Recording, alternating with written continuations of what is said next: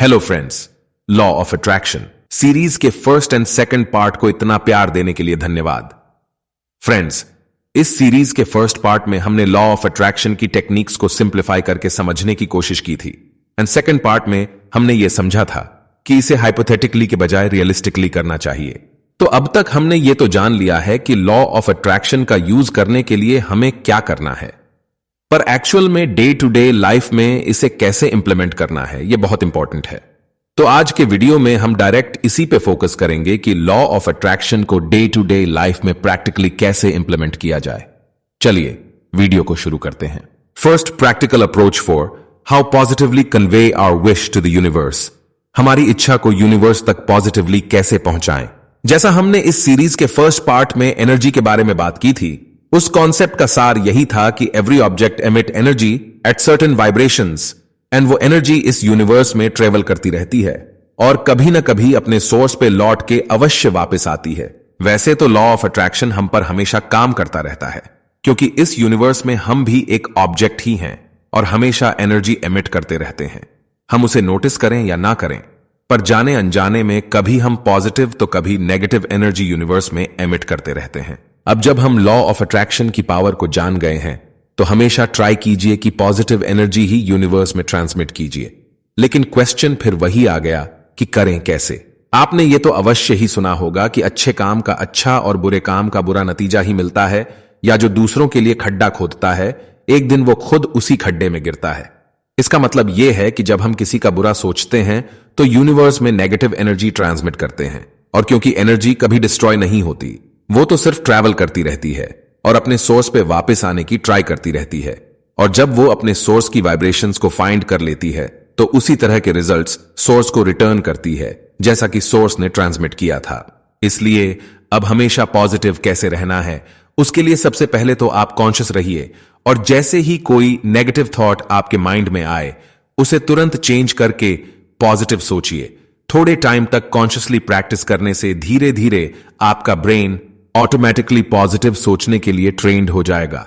जैसे जब हम गाड़ी चलना सीखते हैं तो जब हम ट्रेन्ड हो जाते हैं तो हमारे हाथ पैर ऑटोमेटिकली गियर, क्लच, ब्रेक्स पे चलने लगते हैं। ठीक वैसे ही ब्रेन भी ऑटोमेटिकली पॉजिटिव सोचने लगेगा। आप योगा एंड मेडिटेशन से भी अपने माइंड को पॉजिटिव एनर्जी ट्रांसमिट करने के लिए ट्रेन्ड कर सकते हैं। Second practical approach is believe in the powers of universe. ब्रह्मांड की शक्तियों पर विश्वास करें।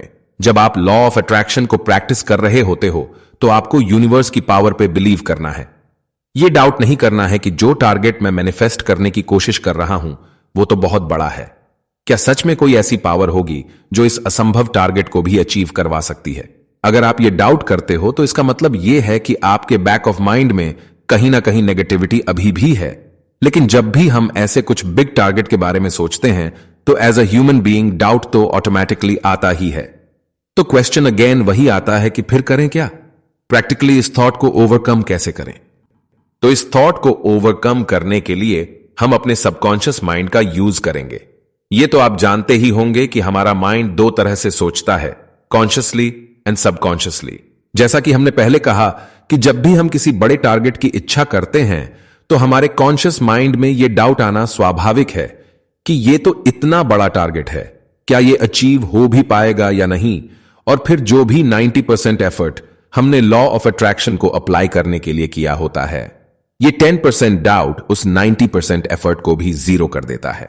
तो प्रैक्टिकली अब इस प्रॉब्लम को ओवरकम कैसे किया जाए, ये तो हम जानते ही हैं कि हमारा सबकॉन्शियस माइंड उस वक्त भी काम करता रहता है जब हम सो रहे होते हैं। और इसका प्रूफ यह है कि हमें सपने आते हैं, मींस हमारा सबकॉन्शियस माइंड नींद में भी काम करता रहता है और हमें इसी बात का फायदा उठाना है। आप अपनी जिस भी डिजायर को मैनिफेस्ट करना चाहते हो, रात को जब आप सोने जाएं तो लास्ट के वो 2-3 मिनट जब आपको नींद आने ही वाली हो तो अपनी डिजायर्स को बार बार अपने माइंड में रिपीट कीजिए। उससे यह होगा कि जब आप नींद में होंगे तब भी वो इच्छा आपके सबकॉन्शियस माइंड में चलती रहेगी। उस वक्त आपका कॉन्शियस माइंड सो रहा होगा और आपकी थॉट्स पे डाउट नहीं करेगा या आपकी थॉट्स को रोकने का प्रयास नहीं करेगा। यूनिवर्स तक अपनी बात पहुंचाने की ये एक बेस्ट अप्रोच है। इसके साथ साथ मॉर्निंग टाइम में जब आपका माइंड फ्रेश हो तब भी आप लॉ ऑफ अट्रैक्शन की प्रैक्टिस कर सकते हो। और कॉन्शियसली अपने डाउट्स को दूर रख के अपने बिलीव्स को स्ट्रांग कर सकते हो। अगर आपको पावर ऑफ सबकॉन्शियस माइंड पे डिटेल्ड वीडियो चाहिए तो प्लीज कमेंट्स करके बताएं। अगर हमें 60 to 70 कमेंट्स इस पे वीडियो बनाने के लिए आते हैं तो हम इस टॉपिक पे डिटेल्ड वीडियो अवश्य लेकर के आएंगे। फ्रेंड्स, लॉ ऑफ अट्रैक्शन की इस सीरीज के नेक्स्ट पार्ट में हम कुछ और approaches like power of receiving, surrender, gratitude etcetera पे बात करेंगे। तब तक के लिए अपना ख्याल रखिए और खुश रहिए। And please do subscribe this channel, and if you already subscribed, please like the video and also give us your feedback in comments. Thank you very much.